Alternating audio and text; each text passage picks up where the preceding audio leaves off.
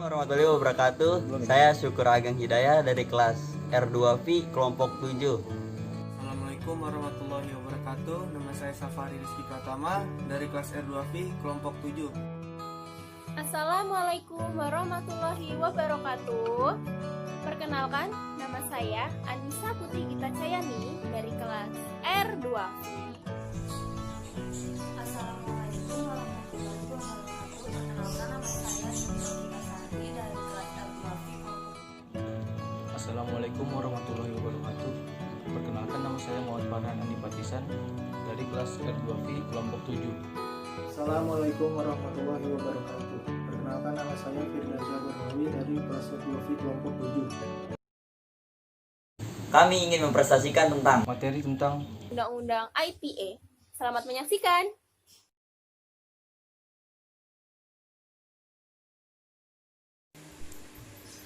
Undang-Undang ITE Nomor 11 Tahun 2008. Isi Undang-Undang ITE: 1. Asas dan tujuan. 2. Informasi dokumen dan tanda tangan elektronik. 3. Penyelenggaraan sertifikasi dan sistem elektronik. 4. Peran pemerintah dan peran masyarakat. 5. Nama domain. HKI. Perlindungan hak pribadi. 6. Perbuatan yang dilarang. 7. Penyidikan. 8. Transaksi elektronik. 9. Ketentuan pidana. 10. Penyelesaian sengketa. Alasan diperlukannya Undang-Undang ITE. 1.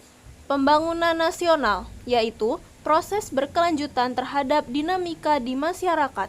2. Globalisasi informasi, yaitu bagian informasi dunia sehingga diperlukannya perkembangan teknologi informasi guna mencerdaskan bangsa. 3. Perkembangan kemajuan teknologi informasi menyebabkan perubahan kegiatan manusia berbagai bidang, sehingga lahirnya bentuk perbuatan hukum baru. 4. Penggunaan dan pemanfaatan teknologi informasi untuk menjaga, memelihara, dan memperkukuh persatuan bangsa berdasarkan peraturan undang-undangan. 5. Pemerintah perlu mendukung pengembangan teknologi informasi melalui infrastruktur hukum dan pengaturannya dilaksanakan secara aman untuk mencegah penyalahgunaan dengan memperhatikan nilai agama dan sosial budaya masyarakat. Pembagian Undang-Undang ITE. 1. Pengaturan mengenai informasi dan transaksi elektronik. 2. Mengenai perbuatan yang dilarang.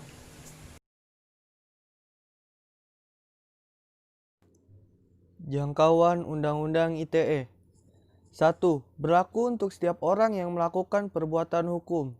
2. Berada di dalam dan luar wilayah hukum Indonesia. 3. Yang memiliki akibat hukum di dalam dan atau di luar wilayah hukum Indonesia. 4. Merugikan kepentingan Indonesia. Hal-hal yang diatur dalam Undang-Undang ITE. 1. Tanda tangan elektronik memiliki kekuatan hukum yang sama dengan tanda tangan konvensional, tinta basah dan bermaterai. 2. Alat bukti elektronik diakui seperti alat bukti lainnya yang diatur dalam KUHP. 3. Undang-Undang ITE berlaku untuk setiap orang yang melakukan perbuatan hukum, baik yang berada di wilayah Indonesia maupun di luar Indonesia yang memiliki akibat hukum di Indonesia. 4. Pengaturan nama, domain, dan hak kekayaan intelektual. 5. Perbuatan yang dilarang, seperti cybercrime yang dijelaskan pada bab 7 pasal 27 sampai 37. Perbuatan yang melanggar dalam Undang-Undang ITE. Cybercrime. 1. Asusila, perjudian, penghinaan, pemerasan yang terdapat pada pasal 27. 2. Berita bohong dan menyesatkan, berita kebencian dan permusuhan yang terdapat pada pasal 28. 3. Ancaman kekerasan dan menakut-nakuti yang terdapat pada pasal 29. 4.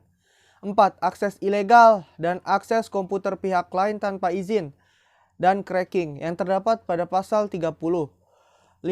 Intersepsi, penyadapan, perubahan, penghilangan informasi yang terdapat pada pasal 31.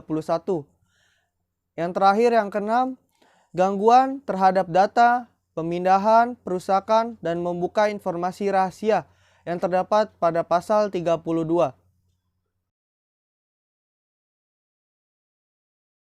Undang-Undang ITE meningkatkan efektivitas dan efisiensi pelayanan publik, memberikan rasa aman, keadilan, dan kepastian hukum bagi pengguna dan penyelenggara teknologi informasi.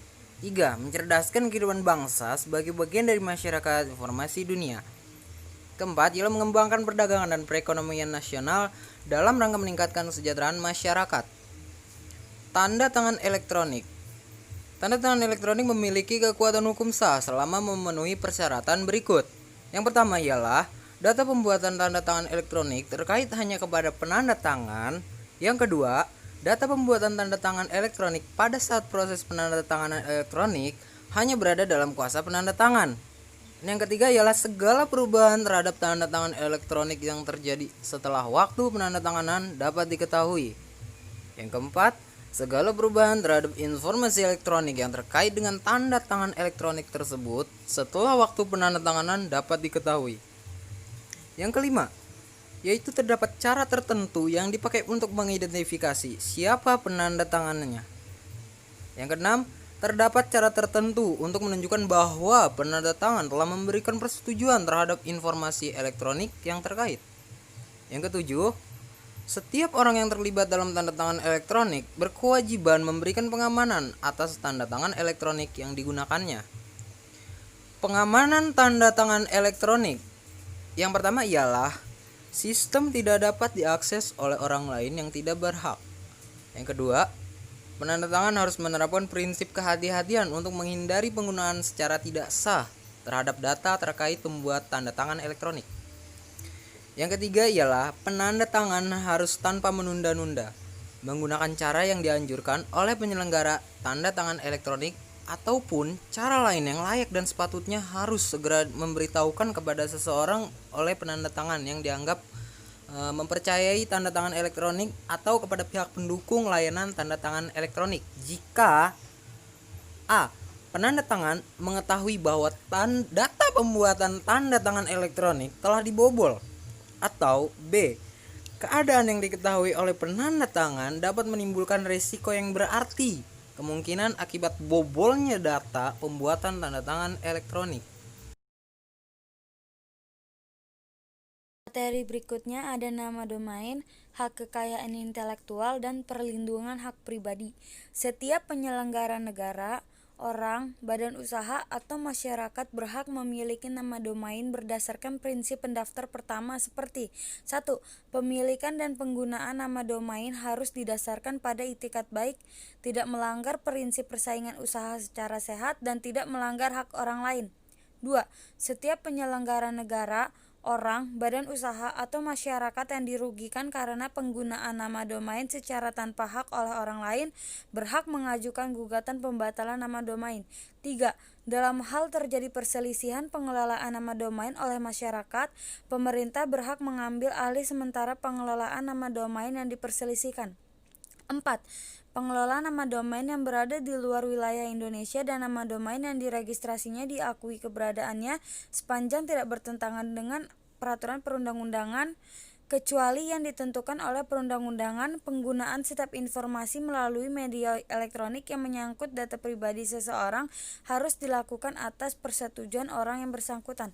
5. Setiap orang yang dilanggar haknya dapat mengajukan gugatan atas kerugian yang ditimbulkan. Selanjutnya bab 7 perbuatan dilarang pada pasal 27. Ayat 1 itu, setiap orang dengan sengaja dan tanpa hak mendistribusikan dan atau mentransmisikan dan atau membuat dapat diaksesnya informasi elektronik dan atau dokumen elektronik yang memiliki muatan yang melanggar kesusilaan. Ayat 2, setiap orang dengan sengaja dan tanpa hak mendistribusikan dan atau mentransmisikan dan atau membuat dapat diakses informasi elektronik dan atau dokumen elektronik yang memiliki muatan perjudian. Ayat 3, setiap orang dengan sengaja dan tanpa hak mendistribusikan dan atau mentransmisikan dan atau membuat dapat diaksesnya informasi elektronik dan atau dokumen elektronik yang memiliki muatan penghinaan dan atau pencemaran nama baik. Bab 7 perbuatan yang dilarang. Pasal 28 ayat 1, di mana setiap orang dengan sengaja dan tanpa hak menyebarkan berita bohong dan menyesatkan yang mengakibatkan kerugian konsumen dalam transaksi elektronik. Di ayat kedua, di mana setiap orang dengan sengaja dan tanpa hak menyebarkan informasi yang ditunjuk untuk menimbulkan rasa kebencian atau permusuhan individu dan atau kelompok masyarakat tertentu berdasarkan atas sara. Ancaman di mana hukumannya adalah pidana penjara maksimal 6 tahun dan denda maksimal adalah 1 miliar rupiah. Terus selanjutnya adalah perbuatan yang dilarang pada pasal 30. Setiap orang dengan sengaja dan tanpa hak atau melawan hukum mengakses komputer dan sistem elektronik dengan cara apapun, ancamannya adalah yang pertama, milik orang lain, maksimal 6 tahun penjara dan maksimal denda adalah 600 juta rupiah. Yang kedua adalah dengan tujuan untuk memperoleh informasi elektronik dan dokumen elektronik, di mana hukuman maksimalnya adalah 7 tahun penjara dan denda maksimal adalah 700 juta rupiah. Yang ketiga, dengan melanggar, menerobos, melampaui, dan menjebol sistem pengamanan, di mana hukuman penjara maksimal adalah 8 tahun dan denda maksimal 800 juta rupiah. Yang pertama saya akan membacakan korban UU ITE dari sosial media Facebook, yaitu ada Johanyan, mengenai komentar di Facebook tentang dugaan korupsi 4,7 triliun rupiah di Gereja Betani Surabaya, terancam hukuman penjara 6 tahun dan denda 1 miliar rupiah. Lalu ada Mirza Alfat, dosen Fakultas Hukum Universitas Maliku Saleh, Lok Semawe, Aceh, dianggap melakukan pelecehan atas syariat Islam atas komentarnya di Facebook. Lalu ada Alexander Aan, yang dipenjara 2,5 tahun dan denda 100 juta rupiah karena dianggap menyebarkan kebencian agama lewat Facebook, Sumatera Barat. Lalu yang keempat ada Yenike Ventaresti, karena status Facebooknya ia dituntut 1,5 tahun penjara dan diadili di Pengadilan Negeri Surabaya. Lalu ada korban-korban UU ITE dari sosial media Twitter, SMS, dan BBM. Yaitu yang pertama ada Beni Handoko yang men-tweet mengenai tuduhan korupsi kepada Ed Misbahun, mantan anggota DPR dan aktivis di PKS. Sempat ditahan 1 hari, kasus sedang berjalan. Yang kedua ada Muhammad Fajrizka Mirza yang men-tweet tentang dugaan suap Jamwas Marwan Effendi, ancaman 8 tahun penjara. Yang ketiga ada Anton Wahyu Pramono mengenai SMS dengan bahasa yang kasar kepada HM Lukminto di Pengadilan Negeri Solo. Yang keempat ada Muhammad Arsyad, aktivis Garda Tipikor, ditahan setelah menulis status BlackBerry Messenger atau BBM yang mengindikasikan korupsi Nurdin Halid. Lalu ada korban UU ITE dari berbagai platform digital. Yang pertama ada Musni Usmar, mantan ketua komite sekolah SMAN 70 yang juga salah satu dosen di Universitas Islam Negeri Syarif Hidayatullah Jakarta, yang menjadi tersangka pencemaran nama baik setelah menulis di blog. Lalu ada Rahayu Kandiwati dan Siti Rubaidah, aktivis perempuan dan korban. Dilaporkan Joko Prasetyo, seorang aktivis perempuan, dan Siti Rubaidah karena telah memberikan pernyataan di media massa serta dalam situs Change.org. Lalu ada Prita Mulyasari yang menulis email tentang keluhan perlakuan buruk RS Omni Internasional, sempat ditahan 22 hari dan dinyatakan bebas Februari 2013. Lalu ada Doni Iswandono, penggerak dan pemimpin redaksi media online niasbangkit.com atau NBC, yang dituntut Bupati Nias Selatan Idealisman Daci terkait pemberitaan kasus korupsi di Nias Selatan. Sekian presentasi dari kami. Kurang lebihnya mohon maaf. Wassalamualaikum